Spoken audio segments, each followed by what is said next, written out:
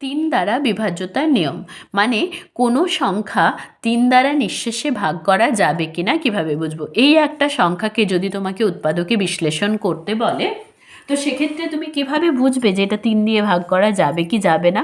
দেখো, আগেই দেখিয়েছি দুই দ্বারা ভাগ করার নিয়ম হচ্ছে এখানে 0, 2, 4, 6, 8 থাকলেই আমরা দুই দিয়ে ভাগ করতে পারবো, তাহলে এটা দুই দিয়ে ভাগ করা যাবে না।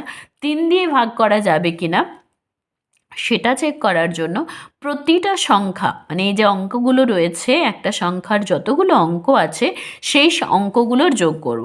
এখানে আছে 2 + 4 + 5 + 3 + 1, এটা সমান কত দেখো 4 2 6, 6 5 11, 11 3 14, 1 15।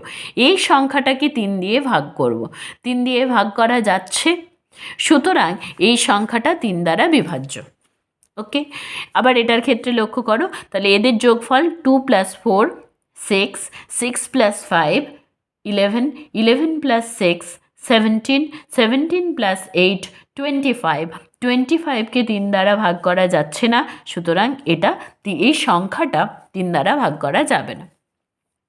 এবার এই একটা বড় সংখ্যা আছে, একে 3 দ্বারা ভাগ করা যাবে কিনা 1 2 3 4 5 6 7 8 9, তাহলে এদের যোগফল হচ্ছে 9, 9কে 3 দিয়ে ভাগ করা যায়, 3 3 9, সুতরাং একেও এই সংখ্যাটাও 3 দ্বারা ভাগ করা যাবে। তাহলে নিয়মটা কি বলবো, সংখ্যাটির সব অঙ্কগুলির যোগফল যদি 3 দ্বারা নিঃশেষে ভাগ করা যায় তাহলে সংখ্যাটি 3 দ্বারা বিভাজ্য। নিঃশেষে মানে ভাগশেষ 0 হবে।